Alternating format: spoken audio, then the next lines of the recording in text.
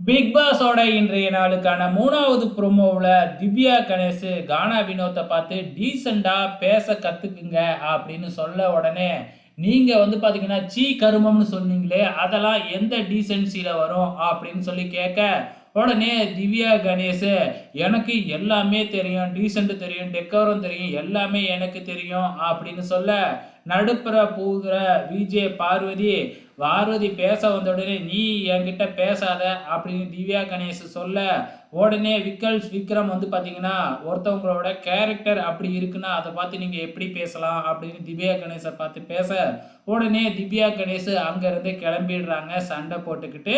இதுதான் 3வது ப்ரோமோவில் காமிச்சிருக்கிறாங்க.